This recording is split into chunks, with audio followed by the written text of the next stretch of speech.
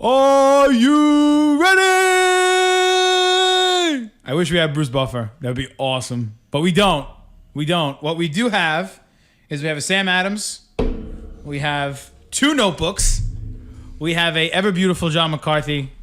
And we have a dashing Joseph Miglio. And we are here to welcome you to episode number 24.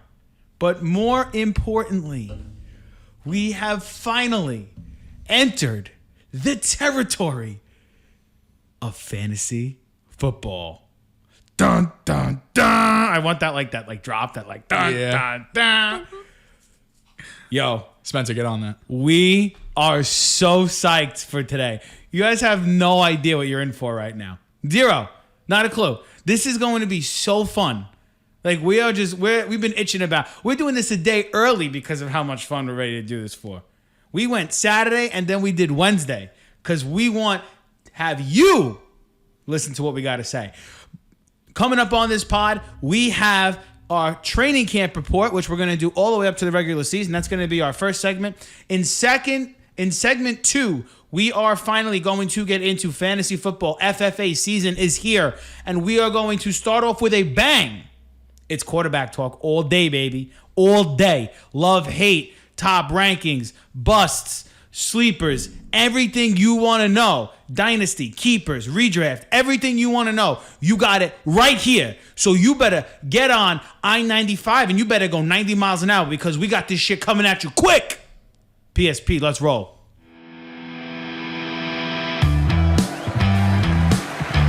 You play to win the game. Touchdown! Can't wait. You're just like borderline rapped. I'm not a rapper per se, That was close. but Scott Muglio's got a lot of things going on in his life. Oh, Scott Muglio is here. Scott Muglio's ready. Is this Scott Muglio? No, this is not Scott Muglio. Oh, okay. No, you'll know when Scott Muglio comes out. How we doing, everybody? This is Joe Miglio. I got my co-host John McCarthy. John, how we doing tonight, pal? I'm doing all right, just the usual Just Wednesday night. Usual Wednesday night, but it's FFA season, baby. I know, and I have my notebook. I actually did notes for once. Yeah, Johnny did some notes. How we doing? Guys, we're ready, man. It's fantasy football season. Skip the small talk. Let's just do this. I got it. First of all, I got to mention, you know what I got to do? I got to drop my tagline, rate, review, and subscribe. Perfect Spiral Podcast on Twitter, on Facebook, on Apple Podcasts, on Spotify, Google Podcasts, Pandora, Deezer, Stitcher, anywhere you find your podcast. We have crossed the 500 follower threshold on Twitter. And 800 downloads, And Joe. over 800 downloads on our podcast. I want to thank everyone who has given a listen to us so far. You are making this worthwhile. And if this is the first time you're joining us, you're catching us at a phenomenal time because we're just about to talk about fantasy football. But we're going to make you wait a little bit. We're going to make you wait about 10 minutes. 10 minutes. Because we have to talk about, or I shouldn't say we, John wants to discuss his Vikings for a change. And he wants to discuss the abnormalities that are happening over at Vikings training camp. And we kind of want to talk about what the hell happened in Giants camp yesterday, which I think is kind of weird. Yeah, wild. But almost normal in the same sense. But let's take the training camp bus to Minnesota first. Where's on the map? Right. What's first, Indianapolis or Minnesota? Ooh, well, it depends which way you're going. Are we going from New York? Yeah, we're going from New York. Then probably, I don't know. I mean, I could look in Google Maps, but I would say Minnesota. All right. We start in Minnesota then, and then we'll make a quick stop in Indy, and then we'll come back to New York. Got you. Okay. All right. So the bus has parked, and we're in Minnesota. Okay. Talk to me, baby. So Jeff Gladney got cut yesterday. That was one of the many things that has been happening over in Vikings camp. And Pete, don't know. Just cutting you in really quick. Jeff Gladney, 2020 first round pick last year. Yes, out of TCU, was it? I don't exactly remember. But Jeff Gladney got cut. There was a domestic violence charge against him. Really terrible acts. And he was cut.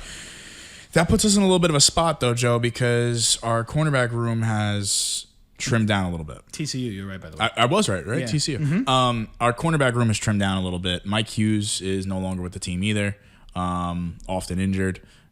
We have, who is the guy that was really good last year? Cam Dantzler. Cam Dantzler is Love that probably kid. the best cornerback in the building right now. So Guy's going to be a good one for a long time. we definitely need to pick up a little bit of depth there, but that's a little bit troubling. And also, I don't want to dive too deep into it. There is a lot. Mike Zimmer has had it with Vikings players not wanting to get their COVID shots.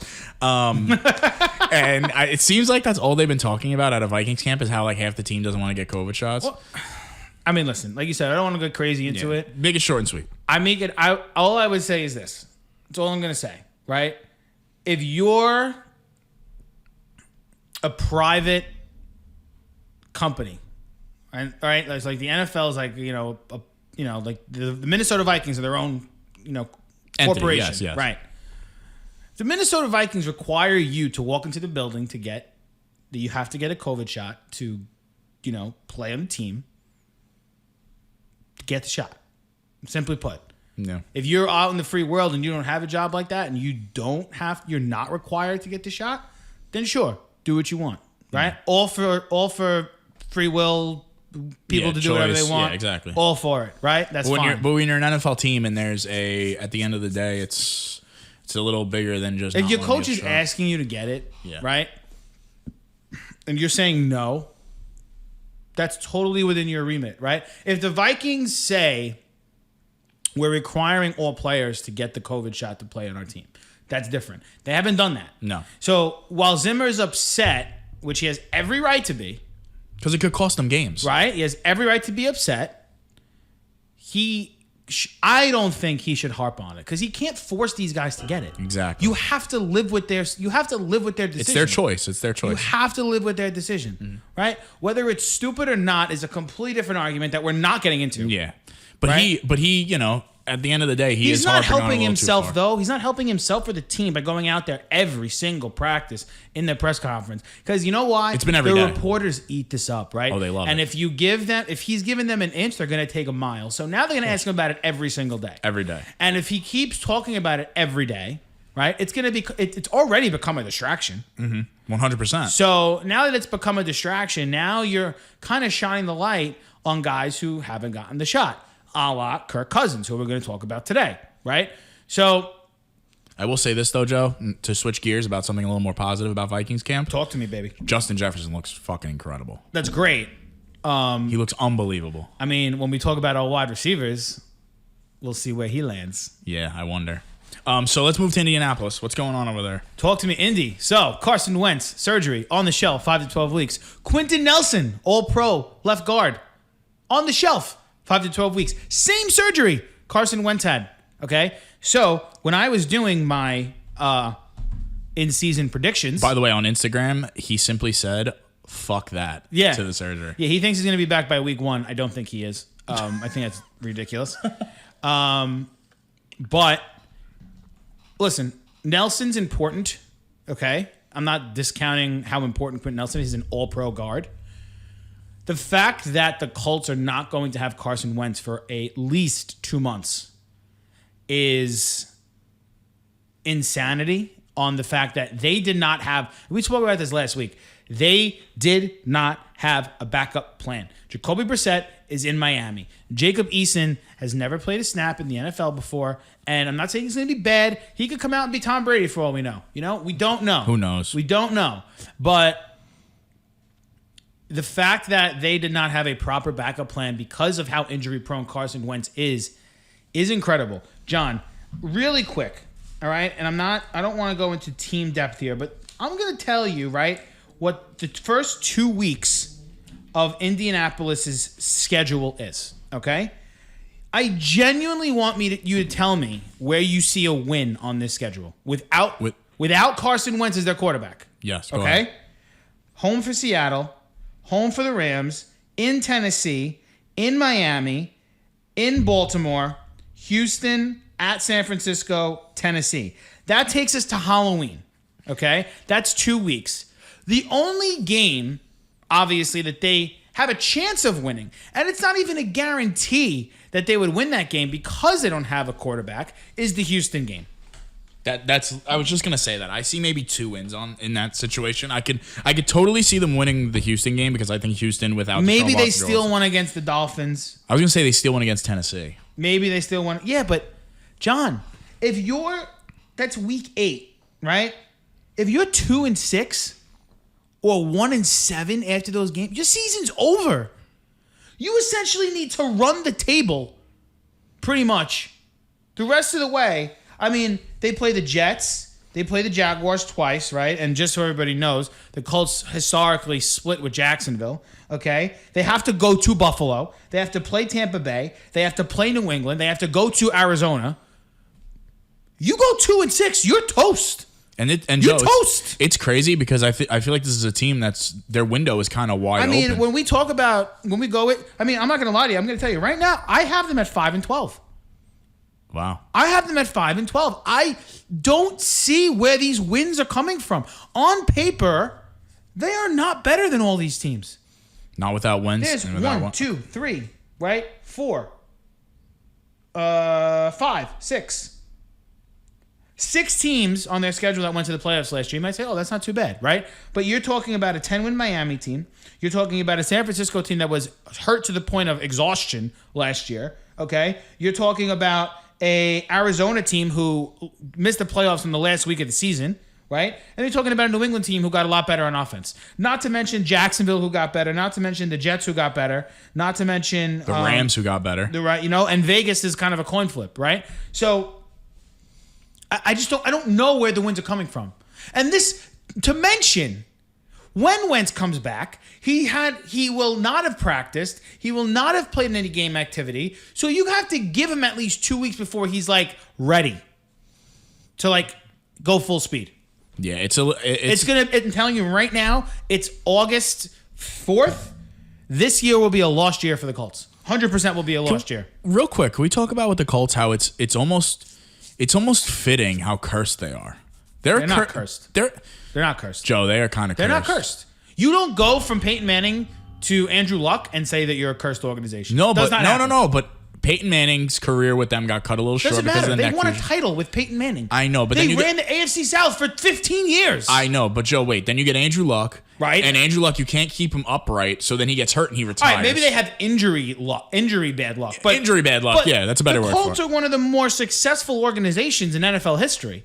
Going back to the days of Johnny Unitas, they haven't won a bunch of titles. I'll give you that. They've won 2 titles in their history. But I mean, they have a pretty running. Listen, you're not going to find any love lost for me for the Colts. It's not going to happen, right? I mean, I hate the Titans way more than I hate the Colts, but I mean, listen, I think it's more the Peyton Manning thing was kind of a freak accident, right? Because Manning was healthy for 14 years in a row, or 12, whatever the number was, right? Mm-hmm. And then he got the neck injury and he kind of fell apart. And then he had kind of a 2-year revitalization in Denver before he withered away, right? The Andrew Luck thing is completely on the Colts organization. Oh, yeah. It was organizational failure. There's no curse there because Luck didn't have any freak injuries. Luck got buried every single game because they had no one to block for him. And by the time he did, he retired. I don't feel bad for the Colts. Do you want to go to New York now? Let's go to New York. You want to get out of that division? Let's go to New York. Wait, hold on a second. Do I see that right on the Texans? You do, yes. Why didn't you just make them 0-17? Who's their one win? I have them beating the Colts. Jesus Christ. Just put them at 0-17. It's very difficult to lose 17 games in a season. It really is, but they are a bad fucking team. That's hard.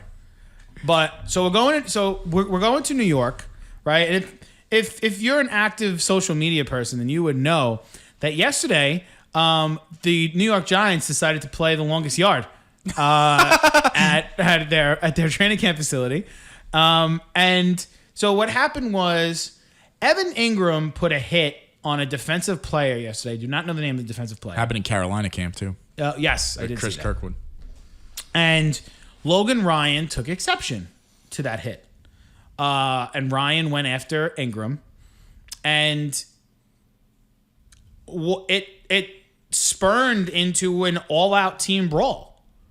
And the worst part about it, and thankfully he did not get hurt, But the worst part about it is that there was some sort of pile. I was understanding, and Daniel Jones was on the bottom of said pile. Now, everyone who does not follow training camp that well, the quarterback wears a red jersey in training camp, so you know not to hit him. Like, hey guys, this guy's important. We don't hit him. Yet, he was on the bottom of a fighting pile in the middle of the 4th or 5th training camp practice. Promptly, Joe Judge had them run wind sprints and push-ups and everything under the sun. Kind of like if you were watching Remember the Titans or Miracle, the scene where Herb Brooks has the guys skating for hours. And it was kind of like that. Now, John, before I hand it over to you for your opinion on it, I will say this. Every year, we have organizations that get into little chippy fights and this and that, and there's really nothing. Sometimes it's healthy. Sometimes it's good for the team, right? Get a little spark. Maybe they're not having a great practice. Throw some energy in there. That's fine. What I can't condone, okay, is the whole quarterback thing. You want to fight amongst yourselves? Have at it. Once you see that quarterback in the pile or anywhere close to that fight, you get him the hell out of there. That's it. Get him out of there. It's your franchise. And, for an organization that's looking to see what they have in Daniel Jones, can you imagine if that guy would have got hurt from this? Oh, it would be a shitstorm in New York. The media would have a field day, and Evan Ingram would be literally public enemy number one. Well, it's insane. I'm curious to see how things shake out there. But that is our training camp report, brought to you by Sam Adams, Wicked Easy Beer. That's your last one. It is my last one. I gotta find a new one. Joe's had these like Sam Adams that he'll drink like one an episode, and he's had them for like 2 months now. 12 bottles and 12 cans in a case. I can't believe there was that many. There you go, baby. We got to get you more. I got to replenish. So when we get back, we're gonna take a quick break, and folks, it is officially fantasy football season. John, are you ready? Are you ready? Let's get past this break. I gotta start. I got stuff to say. Let's go. All right, guys, hold on, hold your horses. We'll be right back. Hey y'all, Spencer Blinn, the producer for Perfect Spiral Podcast, and you're listening to my band Hollow Choir's new song, What You Want. Available now on Spotify. What you want?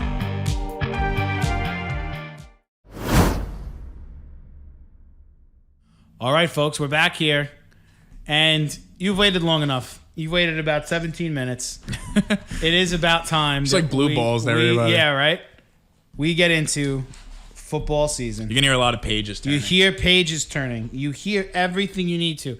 John, the quarterback position. Very important. Of fantasy football. Now, normally, the quarterback position is probably the third most important position in fantasy football after the running backs and the wide receivers. But depending on how your league is structured, quarterbacks could be very important. Very important. You could get points for completions. You could get points for a certain amount of yards. Touchdowns in a standard league are worth 4. In other leagues like ours, it's worth 6. So there are different ways. So quarterbacks, as always, are an important position, right? But very important. They're not normally taken in the first, second round. They're usually taken later, 3rd, 4th, 5th, 6th, depending on who you take. What route do you want to go first? Do you want to go top 10 rankings, top 12? Do you want to go sleepers, bust? Where do you want to go first? So I want to give a little bit of my draft strategy. Sure. Okay. So going off of what you said, first things first, anybody that's listening to this in Ronaldo League, cover your ears for the next 5 minutes, please. And Joseph, cover your ears. You can't listen. Yeah, right. All right. Yeah, right. So using all this shit against you, bro. So I tend to look at the quarterback position a little differently. Okay. And in all of my leagues, I will say this. Anybody that is drafting, to me, your quarterback is the most important position on the field, depending on who you draft. Okay. So, for example, my thing is I am very into the dual threat quarterbacks. Okay. Why? I'll tell you why. Tell me why. It's 2 position players in one. So, when you draft somebody like Lamar Jackson, you're getting essentially quarterback points while also getting running back points because he does both. If he runs for 60 yards and a touchdown, that's another 12 points. That's a flex position. that's added to your quarterback position. So your quarterback could score upwards of almost 50 points. And that's why I was so big on Lamar that one year that I drafted him. 2 years ago, I was very big on Lamar. And then last year, you were big on Kyler. Very big on Kyler Murray. Kyler Murray actually was the 5th ranked running back at one point because of how productive he was as a runner. That's a big deal. That's championship level stuff. And when you think like that and you mold your team around that, your quarterback is the focal point of the team because he's scoring the most points, obviously. But now you're taking it to another level where you're not only scoring the quarterback points, because your quarterback most of the time is the one that scores the most points on your team. Am I right or am I wrong? You're 100% right, yes. Now you're taking it to another level as an owner, and you're thinking ahead like, okay, now my quarterback is a dual threat, right? So this year, I'll say this now that we're talking about the quarterbacks, my big quarterback is Jalen Hurts. Jalen Hurts is my guy this year. Why? Because they're going to play from behind. He's going to throw at least 20 touchdowns, and you already know he's running for 10. So you're getting all these points just from your quarterback. Everything else is bread and butter for you. John's already announced his keeper is Jalen Hurts. Jalen Hurts is my 10th round pick keeper. But that's my one thing about how I draft quarterbacks. Another thing, me personally, I'm not afraid to go up and get a guy. If I like a guy, I agree with you on that. Yeah, I do. Like Kyler, I reach for Kyler in every single fucking league. But you know what? That's okay though. That's okay. I feel like if you like a guy, right, you shouldn't have to be like, okay, I hope he falls to the 5th round because that's where I'm supposed to draft him. Fuck conventional draft norms. No. If you like a guy, go get him, right? Go get him. I got slammed last year, okay? I got slammed last year for taking Travis Kelce in the first round, right? And then taking Darren Waller in the 3rd. Now, the way I look at it similar to you, right? The way I looked at that situation was, okay, I'm not drafting 2 tight ends. I'm drafting 2 wide receiver 1s because they are wide receiver 1s on their teams. Exactly. One just happens to play tight end, and the other one's going to be in my flex. So who the hell cares who's in the flex? Who cares? I hate the notion where, I have to wait till round 4 to take a quarterback because if I don't, it's too early. It's bullshit. No.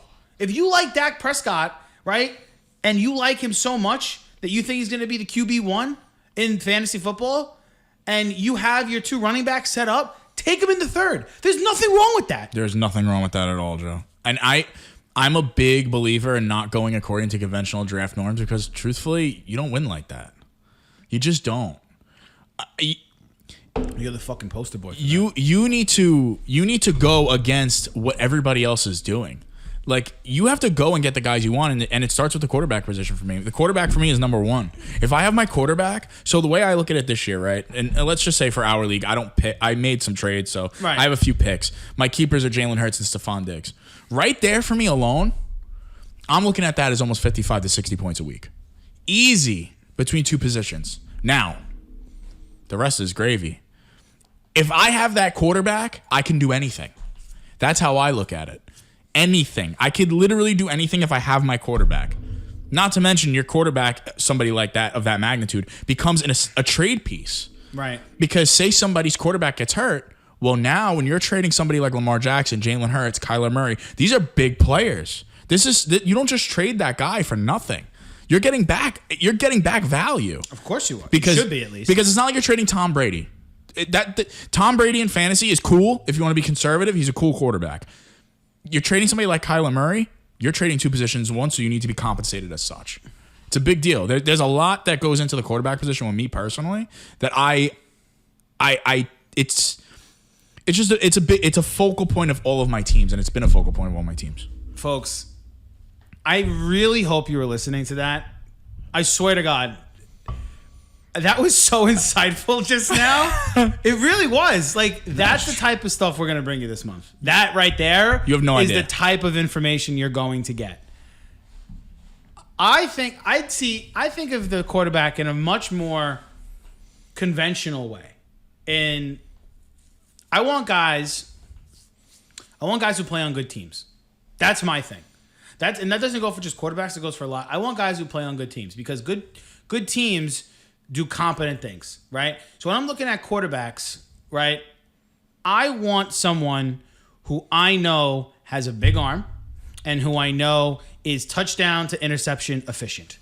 That's the guy I want. So a guy like, obviously, Patrick Mahomes is key. A guy like Aaron Rodgers is huge, right? You look into it as a dual threat, and I like that idea. I really, really do like that idea. But at the same time, I think a guy, so like Jalen Hurts, let's use him as an example, right? Jalen Hurts is going to be probably playing on a losing team this year. Oh, 100%. Right? A team that's going to win 4 or 5 games. Yeah. Right? The Eagles aren't competing for anything. And you have a guy like, trying to find a guy who's a decent example of this. A guy like Justin Herbert. That's exactly what I was hoping you would say. Okay? A guy like Justin Herbert, who doesn't really run, right? But he has a huge arm. Cannon. And he's just in his rookie season, he threw for a lot of touchdowns and not throw for a lot of interceptions. He's got Austin Eckler. He's got Keenan Allen. You know, they have Jared Cook there now. They have Donald Parham. They have Mike Williams in a new offense where they feature the X receiver very highly. So Mike Williams should have a bounce back season. They have all these other different weapons. They have a better offensive line. So I look at the whole picture when it comes to quarterbacks. I personally like Herbert better than I like Jalen Hurts, even with the dual threat, because I think Herbert is going to be on the field more because his defense is better than Philadelphia's. They're going to be in games more because of this type of style that they play, and they're a pass first offense. So they don't have a running back like the Giants do with Saquon Barkley, where they're a run first team, right? They have Austin Eckler. Austin Eckler is a nice running back. He'll run for 85 to 90 yards on a good week, but his bread and butter is in the passing game, and he's going to catch 8 to 9 passes a game and maybe get another 70 yards and a score or two. Mm-hmm. So Justin Herbert is the focal point of his offense. And if he's the focal point of his offense, then he damn well will be a vital piece in fantasy, I believe, right? A lot of teams have quarterbacks who are important to their teams, but there are certain teams, especially like guys like in Tennessee. A lot of people love Ryan Tannehill, right? Tennessee's a run-first team. Yeah. Right? So every week when you play Ryan Tannehill, it's pretty dependent on how Derrick Henry's playing. Of course, it's very similar to Jared Goff. So if Derrick Henry's having a bad week, I bet you more than not Ryan Tannehill's going to struggle.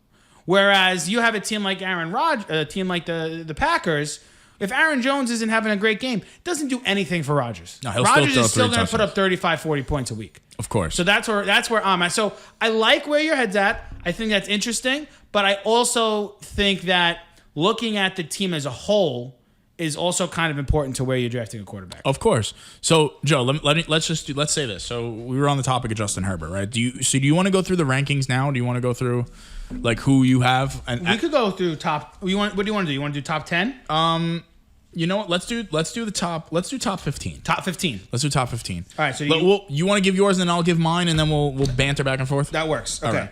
So I'll go. How about this? I'll go 1 to 5, and you go 1 to 5, and then we'll go 6, 10, 6, 10. Sounds 11. good. Okay. Let's do it. So my top 5 in order, right, are Patrick Mahomes, number 1, Josh Allen, number 2, Kyler Murray, number 3, Dak Prescott, number 4, and Herbert, number 5.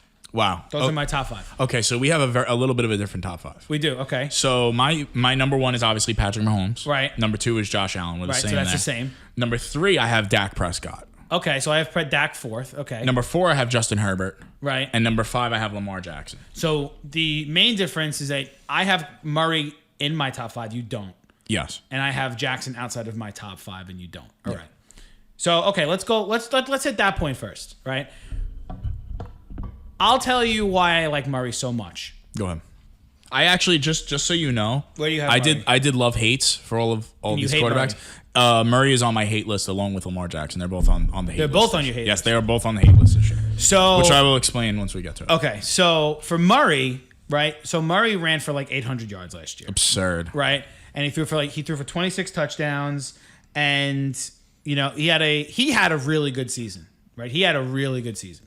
Now, to the point that I made before, I think their offense is better than what it was last year. Mm-hmm. You now added you got rid of Kenyon Drake, who was a waste on that team last year. He was horrendous. You have now Chase Edmonds, who's your 1A, and you have James Conner, who's your 1B, right? So now your number 1 running back is a receiving threat. Whereas last year, Kenyon Drake, who was supposed to be a receiving threat, was not a very good receiving threat last year at all. He had the dropsies. He fumbled a lot. He did not have a good season last year. Major bust, Kenyon Drake. Huge bust, right? And he's being touted as a receiving threat in Vegas this year. I don't know if I buy it. But anyway. Good fucking luck. Anyway. You have DeAndre Hopkins, obviously, and he's unguardable. Of right? course. And then you draft Rondale Moore in the second round of the draft, who's a slot guy, something that they didn't have before, who's going to really take a lot of pressure off of Hopkins and is also going to free up space for a guy like Christian Kirk, who Kirk is normally a downfield threat for them. I don't think he has to be that this year. I think he can be a possession receiver because they have a guy like Rondale. He's sneaky good. So I think Murray, and I think Cliff, you know what, more than anything too, people don't like Cliff Kingsbury, right? Because they think he's very like vanilla in a lot of ways. Yeah. I'll say this for Cliff. He knows what Kyler Murray does well. And if he needs Kyler Murray to run 20 times a game, Kyler Murray's going to run 20 times a game. I just want to push back a little bit. Yeah, on talk that. to me. Kyler, the reason I'm so down on Kyler, one is partially because of the reason you just said. Him running the ball 20 times a game. We saw last year, he was on fire for the first 10, 11 weeks of the season. He was my quarterback. Like I had him. I started him in championship game. On multiple teams, he was on fire. He was the 5th ranked running back and he was the 1st ranked quarterback. This was absurd numbers, like production that Lamar Jackson did it the year before. But and this all ties together, right? So him running the ball 20 times a game got him hurt. That saw a major dip in production. And we're talking like a 20-point difference in production. Well, he needs his legs to be exactly. He needs his legs to be productive. But this is where there is a flaw in my approach. This is the one flaw in my approach. When you draft these guys, they're 1 year guys. So like if you're in on Lamar 1 year, you have to be out the next year. If you're in on Kyler 1 year, you have to be out on Kyler the next year. If I'm in on Jalen Hurts this year, I'm out on Jalen Hurts next year. Why? Because a lot of these guys see a dip in production. When you look at Lamar Jackson, right? Oh, he had a horrible year last year. He had a horrible year last year. But, and I looked at the numbers. The numbers were not that far off. Right. But the problem was the consistency game to game. So when you looked at his numbers, he threw 10 less touchdowns. Mm-hmm. That's actually a decent amount of points. Right. Year over year. Mm-hmm. They weren't as productive as an offense. No. Because people figured him out. Now, when you look at Kyler, we saw what he did last year. Teams in his division got better. So did they, but the other teams are still better. The one thing I'll say that's different between Baltimore and Arizona is Arizona got better on offense and defense this year. Mm-hmm. They got better. They got more skilled players, right? And they got better on defense. So ideally, you think that they're going to have the ball more often, right? Baltimore, the year that Lamar was great, they were like, okay, we're good. We don't need to do anything offensively. Oh, well, clearly. So they didn't get any weapons. They didn't get any extra running backs. They drafted J.K. Dobbins, right? And they, especially in the beginning of the year, they didn't use him as much as they did towards the end of the season. Mark Andrews had a slight drop in production. Right, Mark Andrews had a drop, but they did nothing offensively to get better. So, in my mind, of course Lamar was going to have a dip in production because you watch tape of what they succeeded at the year before and you take that away, right? But what would make that different for Kyler in that respect? Because Kyler only had one receiver last year to throw to. Now he has at minimum 2. Now he has 2. And if worse comes to worse, now Chase Edmonds did not get on the field a ton last year. I don't know what the target share was between him and Drake, but I guarantee you it wasn't that great. And he's going to be on the field a lot more. So when Murray is in trouble and feels like he may have to run, he may now be more confident to dump it off to Chase Edmonds. I could see that. So I see what you mean. That you're saying that the idea of a drop in production is kind of a facade with Kyler because I'm not saying it's a facade. I think it's a definite possibility. Oh, but no. I think what you mean is that there's a a run game to keep him a little more honest, and there is a running back that is capable of taking Arizona's a check down. run game last year was non-existent. Yeah, no, it was incompetent. Non-existent. I'm saying this right now. I do not expect Kyler Murray to run for as many yards as he did last season. Mm-hmm. That if you people out there think Kyler Murray is going to run for more than, I think I have the number right here. He ran for 819 yards last year and 133 carries. You're high as a kite if you think he's running for 819 yards this year. No way. See that? And that's Not happening. That's the issue. But at the same time, I expect him to throw more touchdowns. So you're saying that the total touchdowns thrown, like his total passing touchdowns, will outweigh the rushing production, basically, is what you're saying. Last year in standard leagues, he had 379 fantasy points. It's a lot of points. This year, they project him to have 378. I'm betting him to be a little higher than that. I'm betting him to be in like the 390 range. Doesn't Lamar hold the record?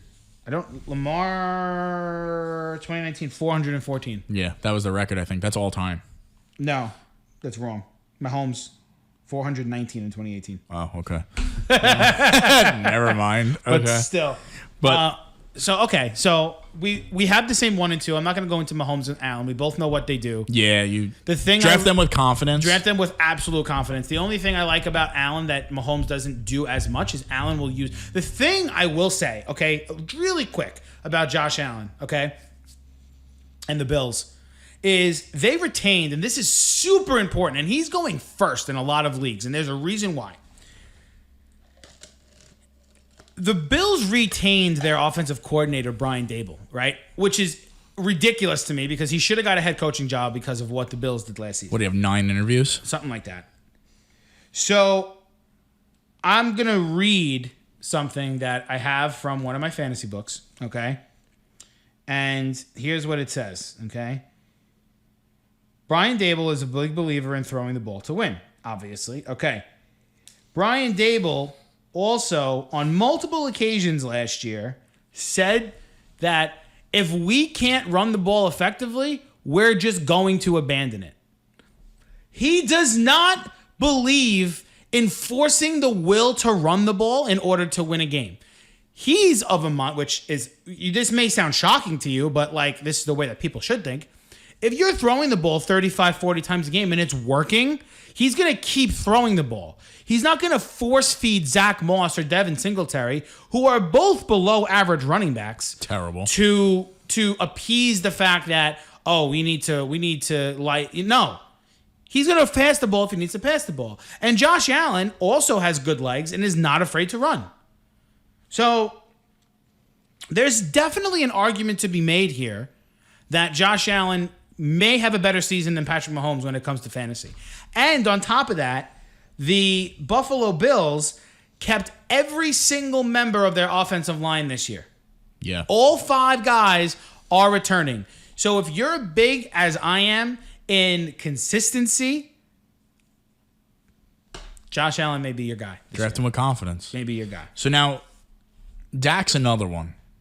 So Dak's a tricky one, right, Joe? Because last year when Dak was healthy, he was on pace to throw for 9,000 yards and 75 touchdowns. We all know that wouldn't have happened, but I do think he would have threw for 5,000, and I think he would have threw for almost 40. Dak was my QB1 last year. Yeah. On boards. Dak, everywhere. Everywhere. I drafted him in 2 leagues. I have him. So with Dak, I have him at a 50-50, and I have a few guys on this list that I have 50-50s on. I don't give him love, and I don't give him hate. What I'll say about Dak is that the injury does scare me a little bit with him. He is my 3rd-ranked quarterback. Already got a little hurt in training camp. Yeah, he's a little banged up. I don't know if we see that level of production from him again, because you got to remember, last year was contract year. It was kind of just a shit show the first few weeks with that team. I know, but I'm going to interject in your thing. No, for one please second, do. Because the one thing I'll say, there was one thing that was different, majorly, obviously, different head coach. Right? Yeah. Mike McCarthy was there. And, if anyone remembers how much think about what the Packers were early Aaron Rodgers, right? Jordy Nelson, Jermichael Finley, Randall Cobb. Pretty sure there was another guy there. I don't remember who it was at the moment in time, but they had those 3 guys, right? They were pretty much unguardable during those early years, right? And Rodgers was putting up insane numbers, right? Absurd.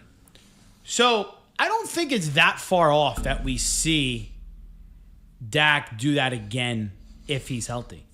And the thing about Dak, he has a all-pro running back in Zeke Elliott, right, who did not have a great year last year because his offensive line was in shambles. And I think, obviously when you go from Dak Prescott to Andy Dalton, no disrespect to AD, but, you're going to see 8-9 guys in the box on a consistent basis. And it's just not going to work. But you have Amari Cooper, you have CeeDee Lamb, and you have Michael Gallup in your receiving core. And you have Blake Jarwin back this year from a torn ACL, who's supposed to be a really big receiving threat. And, by the way, when he was hurt last year, Dalton Schultz stepped in and caught about 53 balls and scored 6 touchdowns. He was fantastic. Right, with a backup quarterback. So now all of a sudden you have 2 competent tight ends. You have 3. You could constantly set up in a 3-receiver set. And you have Zeke Elliott. And you have Tony Pollard, who's a backup, who may be the best backup running back in the league.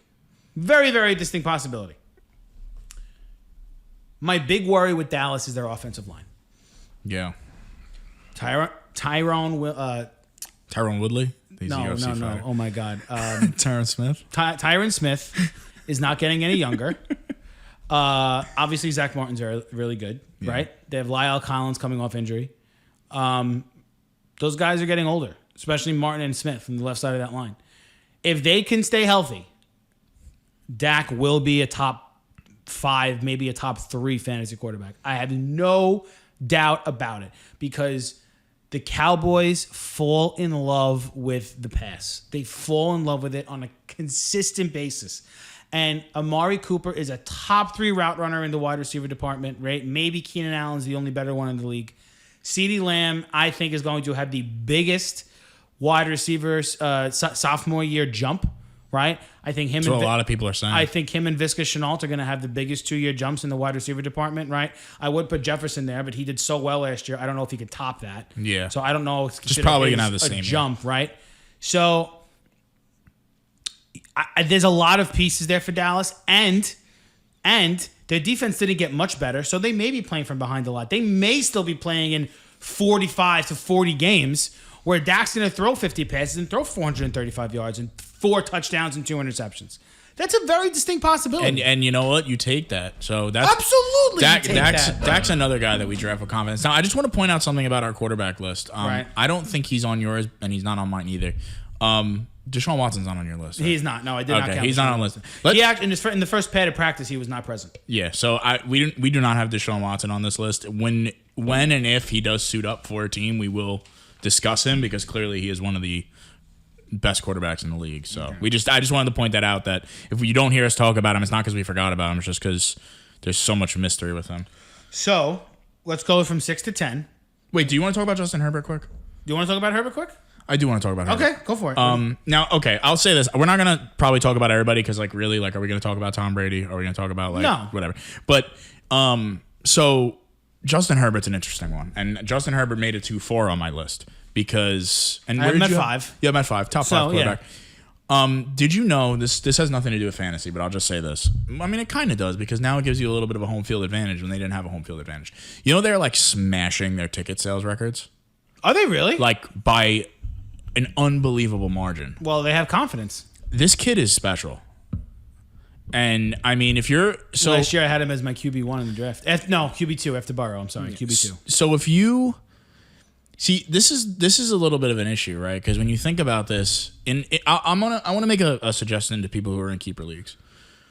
When you... And you're a big proponent of this, Joe. Okay. Of drafting at least one rookie quarterback. Oh, it's a phenomenal idea. It's a phenomenal idea because one, this year, the guy to draft is Trevor Lawrence. Unless people are overdrafting him, which if that's the case, do not overdraft a rookie quarterback. If he falls into your lap in a later round, definitely stash him because depending on how your keeper league works, the value of that pick is fantastic. If anyone takes Trevor Lawrence, I am gutting you with a knife. It's not going to be me. But you, Ronaldo, you hear that? So with Justin Herbert, it was an interesting one because Justin Herbert actually went undrafted last year. And I picked him up off waivers and then dropped him. Oh. And then Jimmy picked him up, and now he's a 10th round keep. And depending on your league rules, I mean, with our league rules, it's a 10th round keep. I mean, unless we changed down. No, it did not. That proposal did not pass. Oh, wow. Okay. Breaking news. So depending on your league, don't be afraid to take a rookie quarterback and let him sit there. Like, Joe loves doing that. Joe does that every year. I did that last year with Burrow. Phenomenal move. I'm not going to end up keeping him because, I got my hands on CeeDee Lamb last year. From you. But in the event that I didn't have CeeDee Lamb, there's a very high chance I would have kept Burrow for a 12th. Yeah. Because I think when you could say I have my starting quarterback is my 12th round pick. Here's my thing with keeper leagues. If you have a position that you don't have to worry about the entire draft, that's a friggin' win off the bat. Yeah. Off the bat. That's a big win. That's a huge. You could literally go into the draft saying, you know what? I got my quarterback position filled. All I got to do is draft the backup around like 11, 12, 13. I'm good. I'm good. Yeah. That's it. It's honestly, it's makes your life so much less stressful. So much less stressful. So don't be afraid to take a rookie quarterback, guys. Like, if you really, if you're feeling it and the rest of your team is filled out, make that move. Make that move. Just do it because take you never that know. leap. Seriously, take that leap because with Justin Herbert, that was a guy that last year a lot of people slept on. And you know what? I want to circle back. Justin Herbert's special, man. Justin Herbert's gonna be fantastic. And talk about having a good team around him, Joe. They're a very good offense. And they're healthier too. And they're healthier. And we're talking about Keenan Allen is. I have a sleeper on that team. I'm not gonna announce who it is until we get to that position group. Ooh, okay. I do have a sleeper on that. But yeah, Justin Herbert's another one I love. Draft him with confidence. So you want to go through? So you go first. You give me your 6 to 10. So I'll give you my 6 to 10. So Kyler Murray, we went over. Right, already. he's 6? He's 6 for me. Okay. 7 is Russell Wilson. He makes the love list for me. Okay. 8 is Aaron Rodgers. He makes the hate list for me. Ooh. Tom Brady is number 9. He makes the love list. And Jalen Hurts is number 10, who makes the love list. Okay. Same thing, right? So kind of. So I have Rodgers at 6. Mm-hmm. I have Lamar at 7. Okay.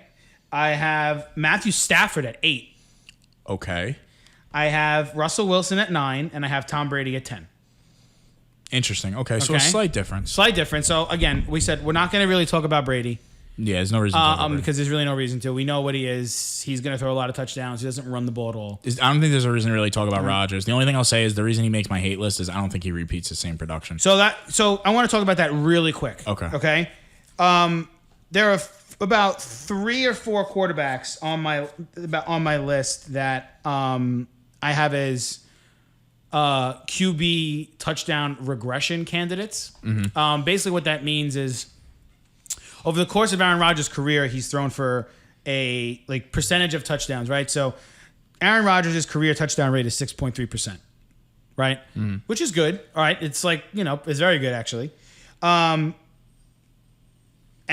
last year his touchdown rate was 9.1%, which is insanity. Absurd. Which means he was throwing that basically tells you out of every 11 passes he was throwing a touchdown last year. That's what that means. So that's incredible. Yeah, insane. So if he threw 44 passes, he was throwing 4 touchdowns. That's what that stat means.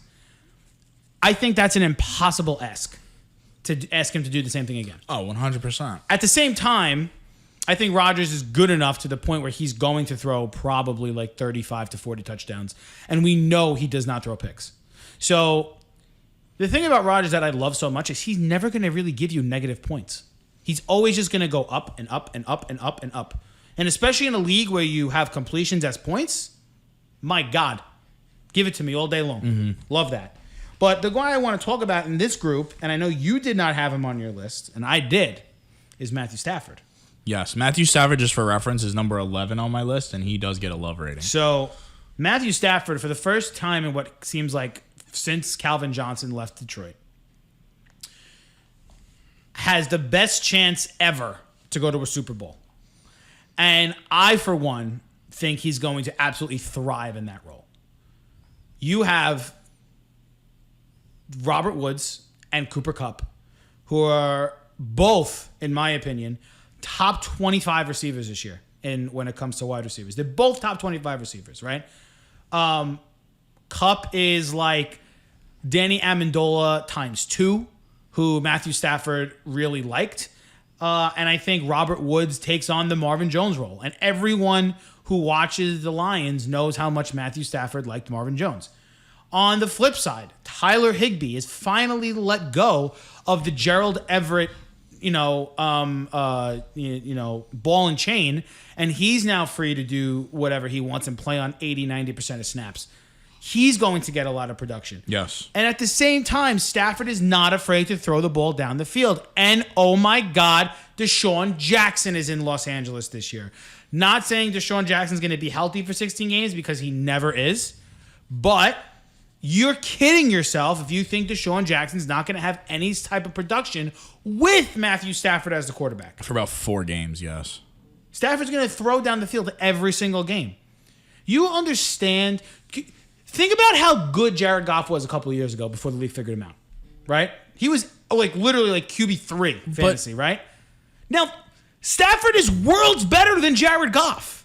Worlds better. There isn't a discussion for me. Slight pushback, Joe. Slight pushback. Talk. I want you to push back. Okay, slight pushback. Me and Joe are going to have a fist fight by the end of this episode. No, okay. So, circling back to Goff. The reason Goff was so successful was because of Todd Gurley. Let's be frank. Secondly, Joe's laughing because it's true. Todd Gurley killed me in the 2018 championship. And now Todd Gurley's like unemployed. Yeah. Can you think about that for a second? Like Todd Gurley was like an all-pro running back. Degenerative knee arthritis for the rest of his life. It's so sad. He's only like 26. He's Done. younger than me. Done.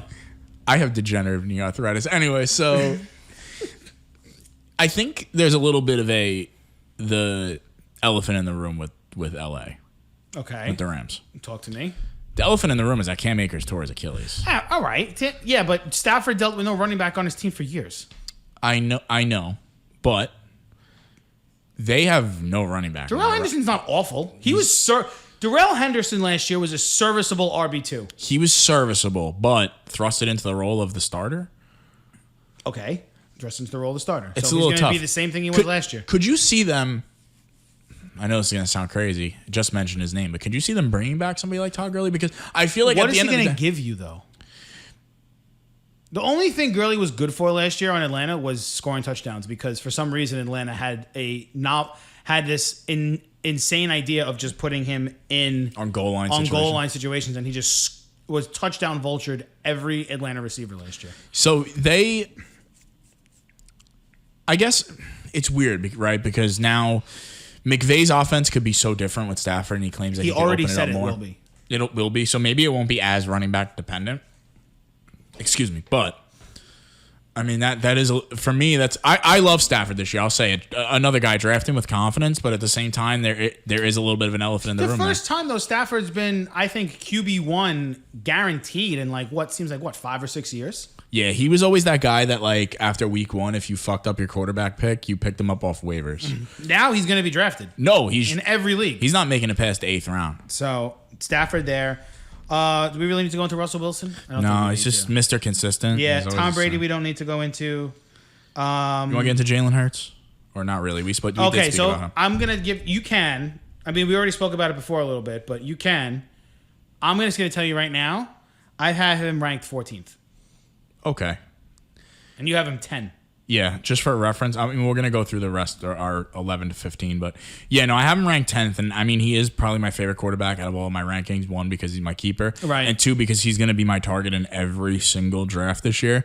Another thing I like to do, another draft strategy, I love to streamline my quarterbacks if I can across all of my leagues, because I do about 5 leagues a year, so I like to streamline my quarterback play, because I know that's your guy. That's my guy. So if I'm rolling with Jalen Hurts this year, I'm rolling with Jalen Hurts across 5 leagues, if possible. It burns me when I can't get him. I get really pissed. But like last year, I had Kyler in 3 out of 4 leagues. Like okay. I try to do the same thing. I drafted Dak in 2 of the 3 leagues I was in last year. Yeah, and I got screwed because he got hurt. Yeah. But it is what it is. Like I like to do that. But with Hurts, I feel like there's room to. First of all, he's having an amazing camp. A lot of buzz out of camp about him. Oh, that's great. I mean, you think that has nothing to do with the Swiss cheese Philadelphia defense? No, it definitely probably does. They did get him a weapon in Davonte Smith, who is already hurt. But I guess we'll see what he is. But he's the guy, man. He is going to run the fucking ball. Now let me ask you a question, totally off fantasy base for a second. Mm-hmm. Do you think he's the guy going forward? No. You don't? No. So this again circles back to my 1 year. This is your 1 year wonder guy. So you think this is the only year he's going to be useful? Yes, I don't think he's useful past this year. Wow. Because I feel like, listen, get your tickets quick. No, I think he's gonna I think he's gonna have an amazing year. I mean, but if he has an amazing year, according to what you're saying, then he should warrant a second year. But then that goes into the idea of the drop in production. I'm standing by that because it's just they're gonna win fucking 5 games, if that. And at that point, he could be all world. Fantasy wise, but that don't mean shit because if you're 5-12, it's true. Who cares? They're gonna replace you. You're gonna have a top pick. They're gonna draft a quarterback. I mean, I'm gonna give you the projections that I'm looking at right here for Hurts. They have him throwing 532 passes, which is a lot. Seems like a lot. 60% completion rate, 3,800 yards, 27 touchdowns and 17 interceptions. And rushing for 679 yards. How many touchdowns do they have him throwing? Throwing for 27 touchdowns, running for 3. I mean, he's going to crush that. Rushing for 679 yards. That doesn't make any sense because if he's going to smash that. You think he's going to smash what? The rushing touchdowns? Oh, the rushing touchdowns he might smash. I think they're a little high on the throwing touchdowns. I think they're right on the money. See, I think he's going to throw 27 touchdown passes? I do. I think he's going to throw a lot of picks, though. Well, they have him at 17. That's a lot. Yeah, I think he's throwing a lot of picks. See, I think he's throwing in more in like the 21, 22 range of touchdowns because he's going to run so much. His completion percentage is alarming. He threw 59% last year. They have him at 60 right now. He threw 52% last year. Oh, it was 52%? Yeah. It was 59%. See, I think he's going to be like Cam Newton-esque was in New England. I think when they get to the goal line, he's going to look to run more than he's going to look to pass. Oh, yeah, doing bootlegs all day. Right, which is going to take his, I think, throwing touchdown numbers down a little bit more. I think he may end up with the same amount of total touchdowns. Mm-hmm. I just don't know if he's going to be as many passing. Yeah, you don't know if he take away some of those passing, throw him in the rock. I see what you mean. I mean, even so, that's productive. Right. That's over 350 fantasy points. 315 fantasy points. 315, okay. Yeah. That's still a lot. So let's go to 11 to 15. I don't think we're going to spend too much time on these guys. And then we'll give you some other guys where, kind of like sprinkle guys that you may know of and where they go. My 11 to 15 is as follows. I have Ryan Tannehill at number 11. I have Joe Burrow at number 12. I have my boy Sunshine, Trevor Lawrence, at number 13. Hurts, we just mentioned, at 14. And then I have Kirk Cousins at number 15. So my 11 to 15 is Matthew Stafford, made the love list. Right. Joe Burrow is number 12. He made the hate list. Matt Ryan, number 13, made the love list.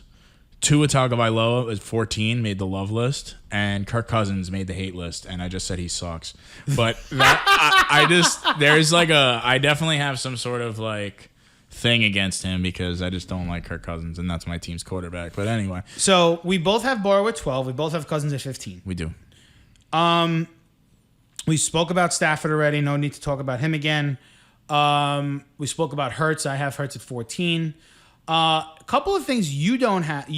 So you don't have Lawrence in your top 15. I don't. Lawrence, actually, for reference, is number 17, and he is one of my 50-50 guys. Okay. So I do want to talk about him for a minute. Of course. If we have time. I don't think we need to talk about Cousins. We know what he is. That's irrelevant. They're a run-first offense. He's a QB2. He'll get you some big points on some certain weeks, but for most, he's not a guy you want to start. A team. If he's playing a team under 500, start him with confidence. Right. So yeah, that's fine. But he's not anything to write home about. I want to talk about Joe Burrow.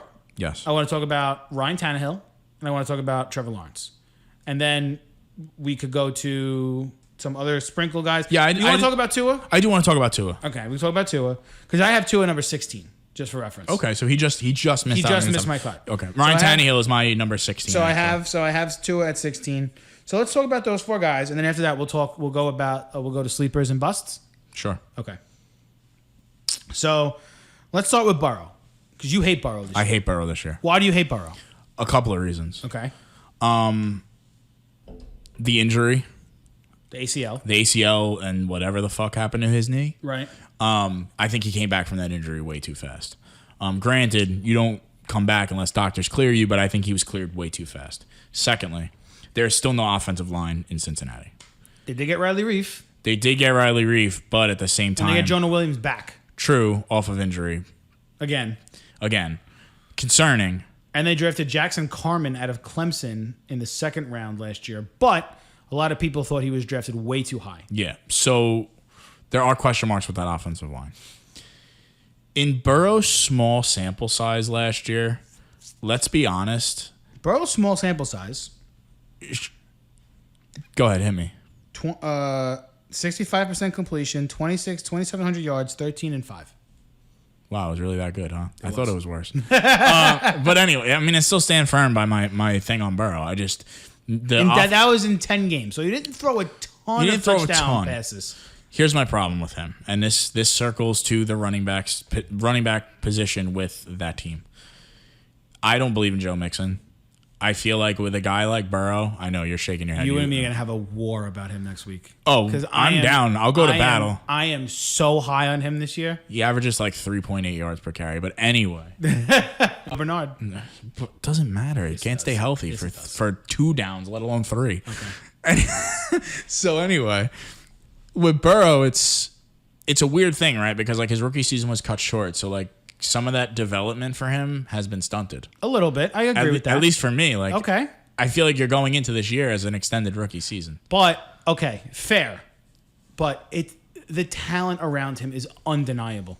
It's undeniable. He easily has probably the best receiving corps in the NFL. The Bengals have a top 5 receiving corps in the NFL, bar none. T. Higgins, Tyler Boyd, and Jamar Chase are awesome. Awesome. Yeah, incredible. All 3 of those guys could be number 1 receivers on at least 10 teams. At least. Raiders, Jets, just to name a couple. But, you also got teams like Carolina and,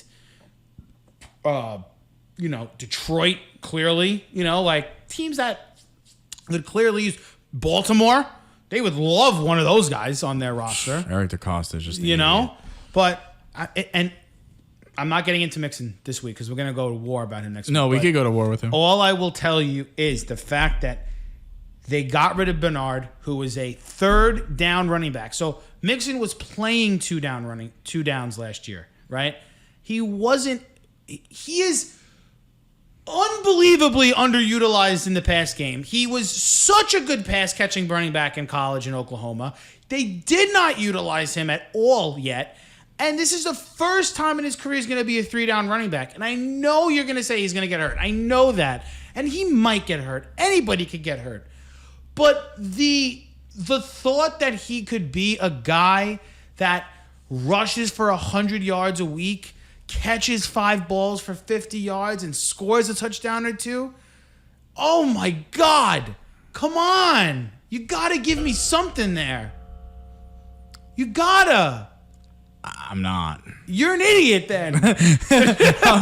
We'll go to war next week. I mean, I'm bringing the baton. But I think because all of those reasons, Burrow is going to have a nice season. I don't think he's going to be... He's a fringe QB1 starter, but I think if you want to draft him, the place to draft him is in a keeper or a dynasty league because I think going forward, he's going to be... Starting next year, he's a surefire top 10 QB in fantasy. Oh, 100%. Listen, I'm me saying I don't like him this year is just because I don't like him this year. Do I think going forward he is a nice stash?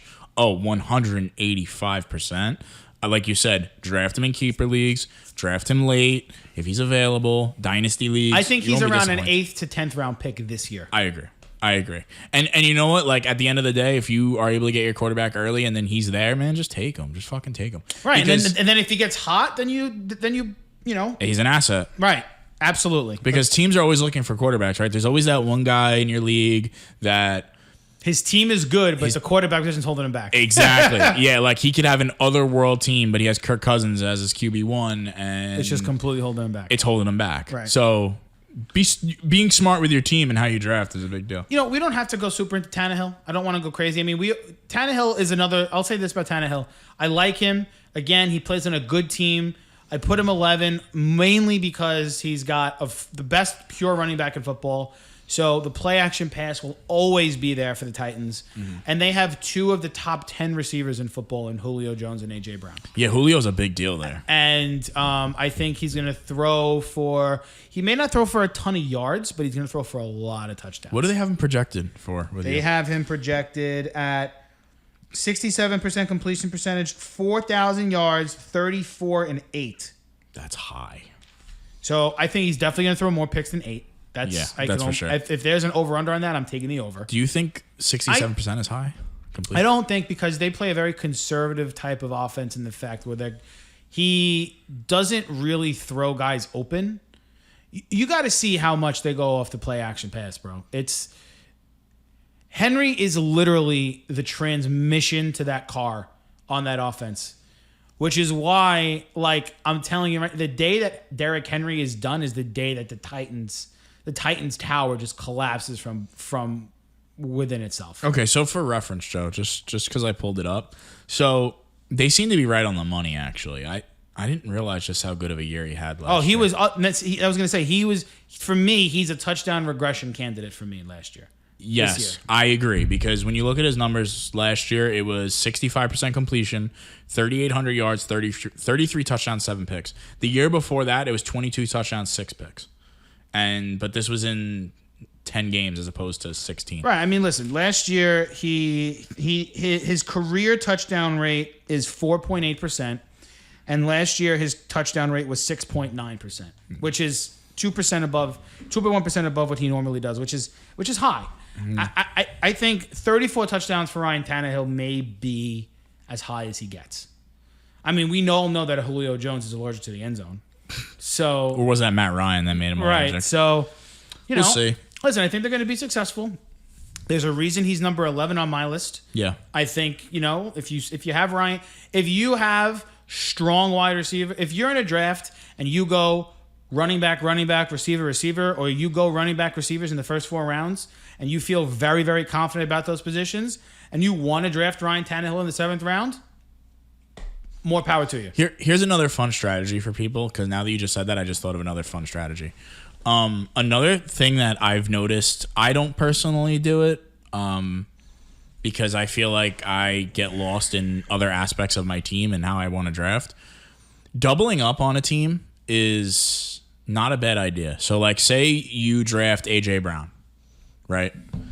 You should go and get Tannehill, because every time he throws a touchdown to A.J. Brown, that's double points. There's certain teams you want to do that with. I think Dallas is one. Exactly. I think Tennessee's fine being another. Tampa Bay is another one. Mm-hmm. Because you know what it is? It's not like you're going to get weeks where you have, like, and we're going to get into this now with Lawrence.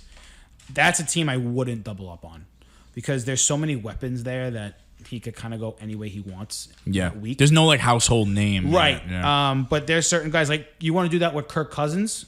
With Justin Jefferson, yeah. Or even Adam Thielen. That's fine too. Herbert and Keenan Allen. Right. So there's definitely guys you could do that with. Mahomes and Kelsey. I think it's Mahomes and Kelsey is Mahomes and Tyreek Hill too. But that's definitely a good strategy. Josh Allen and Diggs, probably the best one. You're not going to go after Josh Allen this year? I love Josh Allen, but I don't know. I mean, I'll see how it shakes out. You're not going after Josh Allen. All right. Let's just talk about him, because Tua. No. No. Let's talk about. I'm closing my book. Let's talk about the future 2023 NFL champion. Jesus fucking Christ. Super Bowl MVP, Trevor Lawrence. No, honestly, I think Trevor Lawrence is a guy, I have him ranked just outside of the top 12 for a reason. I think if he has the year that I think that he can have, he definitely can be a starting quarterback on a playoff team. Fantasy playoff team, let me make that clear. Fantasy playoff team come playoff time. I think he can be. You paying attention to me? I'm paying attention. I think he is, or definitely can be, this year's Justin Herbert, if everything breaks right. Nice assumption. I think he can do that, in the sense that he could have a very nice fantasy season that doesn't necessarily translate to a huge amount of team success, because they're not just quite there yet. But you could easily tell that the best is yet to come. And it's not like Jacksonville's offense has nobody.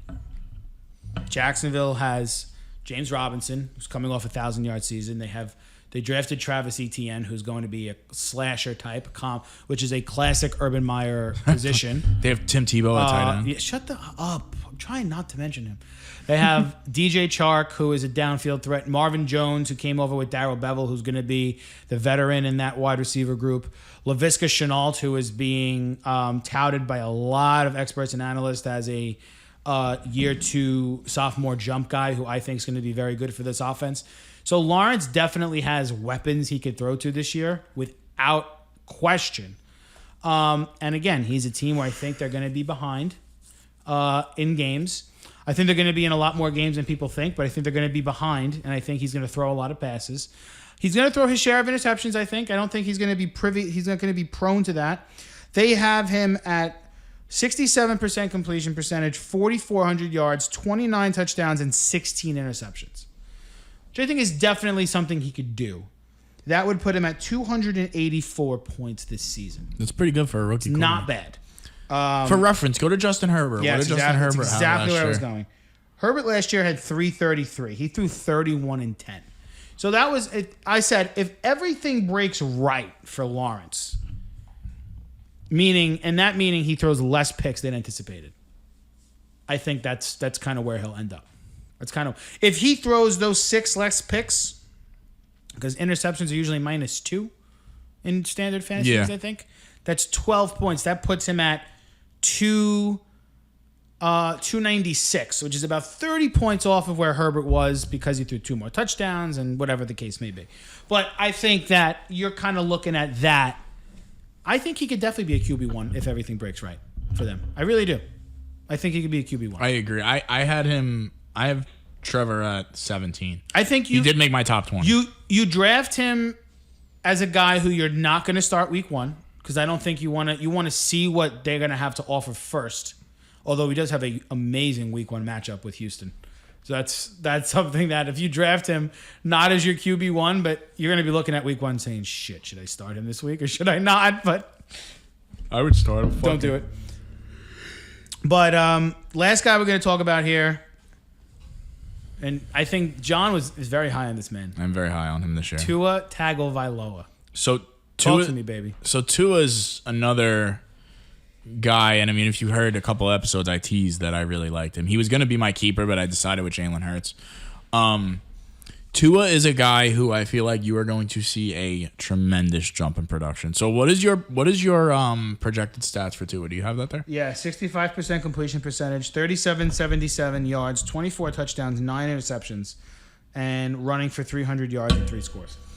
I think he could actually push into the 30s as far as touchdowns go thrown. They have a much better receiving core than they did. Much better receiving core. They are just an all-around better team.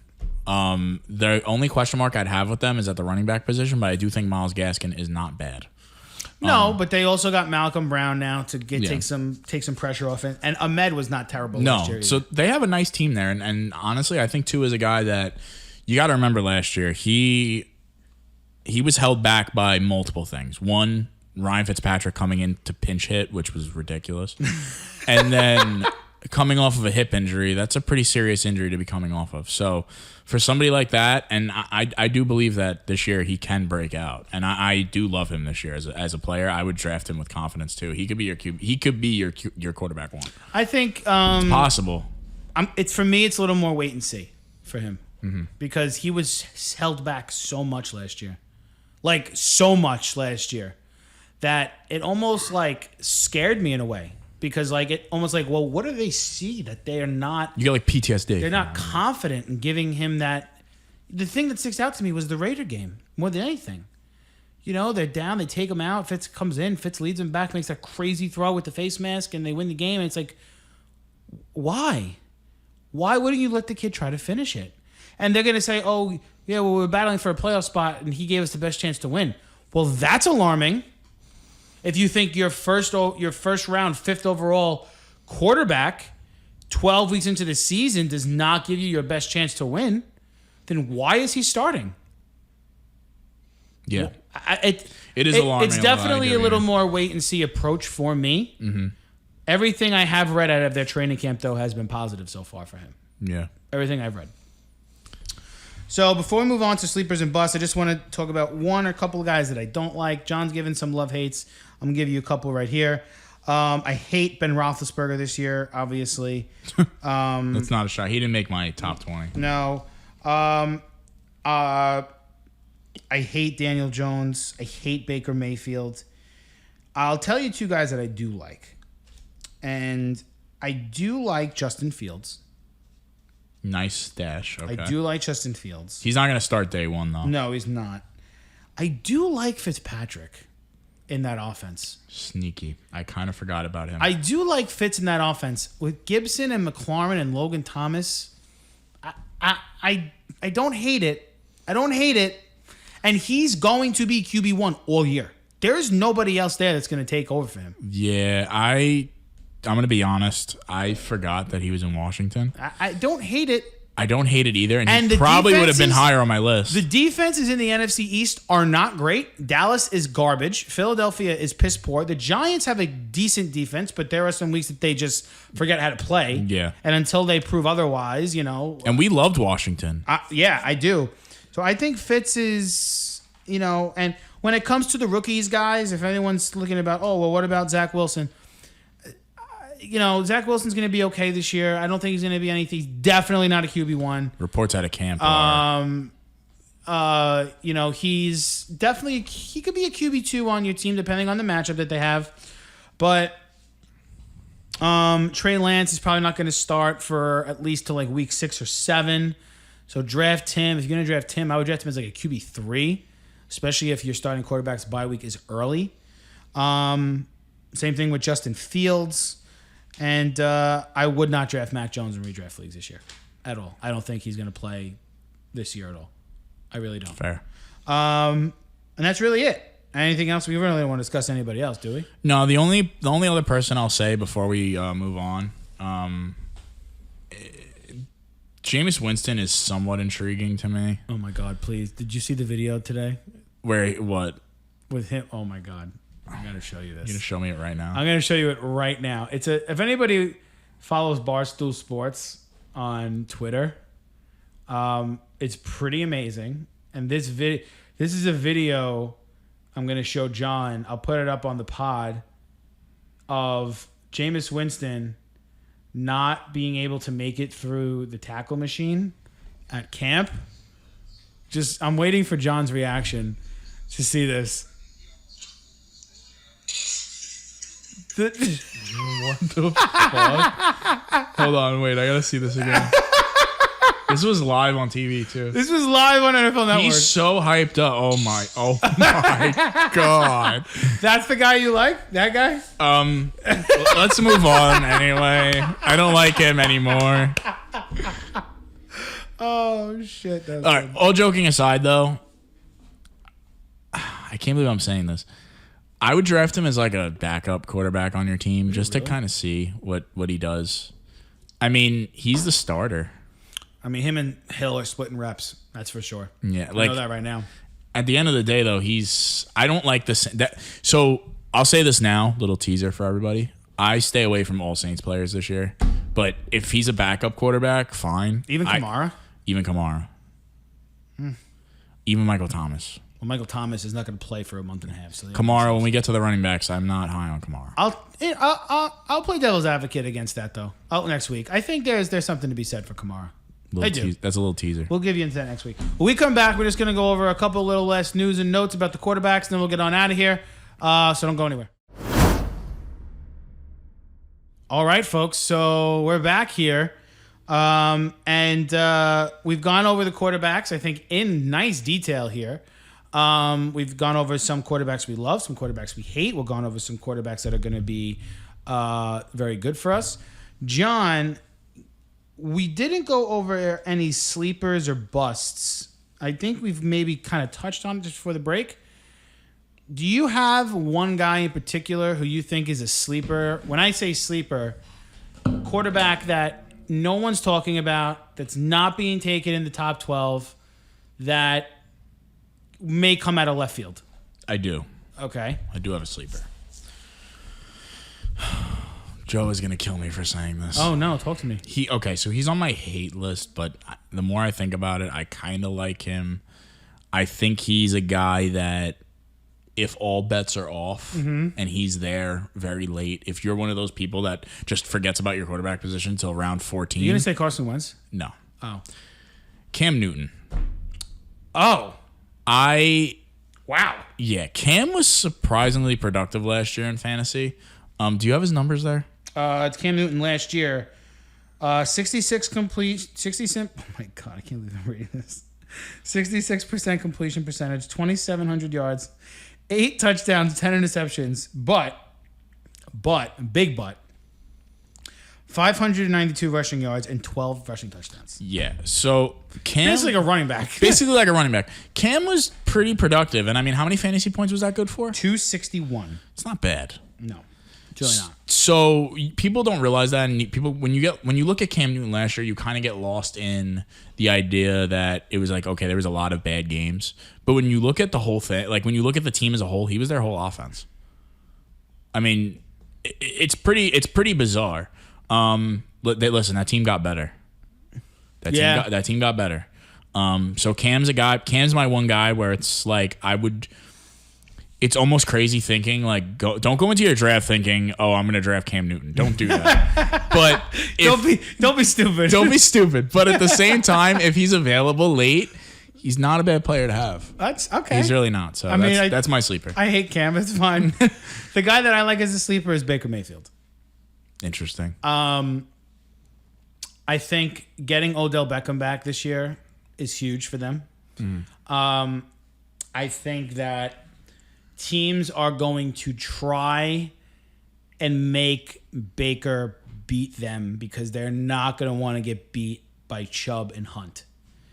And I think that may backfire on a lot of defenses because they have... Did you forget they have Austin Hooper? And they did sign Chubb to that extension. I know what you're saying with Baker Mayfield. I tend to agree. I'm not saying he's going to... Again, do not draft him as a QB1. Do not do it. But is there a chance that Baker Mayfield could go on a 4 to 5 week stretch where he throws like 12 touchdowns to 2 interceptions? Absolutely. Absolutely he could do that. If he gets in stride and Beckham and Landry and Higgins and, now they got a lot of, from all reports I'm seeing, Harrison Bryant's taking a big stride at the tight end position. So now all of a sudden you got Njoku, Bryant. There's a lot of weapons. Njoku's gone. There's a lot of weapons in Cleveland. He's not gone yet. Oh, he's still not on the gone. roster. Oh, he's still on the roster. He asked to be traded, then he rescinded the trade request. Gotcha. Okay. So I thought he he's was still on the roster. My mistake. Chubb and Hunt are still obviously the main focal points, but I would not be surprised if Mayfield, again, not saying he's going to be a surefire starter, but kind of along the same Cam Newton lines, he's definitely could be a guy that you could have confidence in for a couple of weeks if a quarterback gets hurt, or if your quarterback goes on bye, if your quarterback's underperforming, you may be able to live with Baker Mayfield for a little bit. There you go. One guy I hate, Sam Darnold. Is there even a reason to A lot of explain guys think that Darnold's going to have a rebirth in Carolina. Good luck. He's got better weapons, clearly. Robbie Anderson, DJ Moore, Christian McCaffrey's coming back off injury. I'm going to tell you one thing right now. I saw enough from Sam Darnold to know that after this year, I don't think he's going to be a starting quarterback in the NFL. Adam Gase completely ruined that kid. And I feel bad for him because I thought he had a lot of potential. But the amount of times that kid got hit and the amount of times that he had to do stupid checkdowns and had training wheels on for however long he had them on for. He had them on for 3 years. I don't see it. I don't see it. I wish I did. I really, really wish I did. But I just don't. I think Sam Darnold, they have Sam Darnold ranked above guys like Trey Lance, Drew Lock, who I think is awful. Cam Newton, as we just spoke about. Jimmy Garoppolo, who I think all those guys have better years than Sam Darnold. I really do. I do. So I agree. Well, folks. Wow. This was fun. This is explosive. The quarterback position in fantasy is done. Just like that. One episode. Done. But get ready, though. Don't go anywhere because next week is is the crown jewel of fantasy football, which also happens to be the thinnest position in fantasy football, and that is the running back position. You want to win your league, you better draft the right running backs, because if you don't, you are so unbelievably screwed, you have no idea. That's an understatement. So John and I will get into, and next week we're going to have to really dig deep, because the one thing about quarterbacks that the rest of the fantasy doesn't have is quarterbacks don't apply to PPR or non-PPR. Exactly. Running backs, wide receivers, tight ends do. Flex positions. Right. All these guys do. And there's a lot more players to go through, obviously, with running backs. There's backups. There's third down running backs. There's receiving backs. There's so many different running backs you could go to. So next week, we're going to get into all of that. And it's going to be one hell of a ride. We have the rest of the month of August. We're going to dedicate one episode to each position: quarterbacks, running backs, receivers, and tight ends. So buckle up, everybody. let's go, man. This was probably the most fun I've had in a long time doing this pod. Yeah. This was fun. We always have fun, but this was probably like, if you're not listening now, like if you're just listening to us now, like get ready. Like it's gonna be good stuff. We're taking off. We're going to the moon. Okay. One last time. Follow, rate, review, subscribe on any way you get your podcast. Highlight it on Apple, Spotify, and Google Podcasts. John, anything to say? That's it, man. I got to get to work on the running back rankings. There you go. So for John McCarthy and Joe Miglio, this is the Perfect Spiral Podcast. And we will see you on the flip side for episode 2 of FFA. I'll see you later, guys.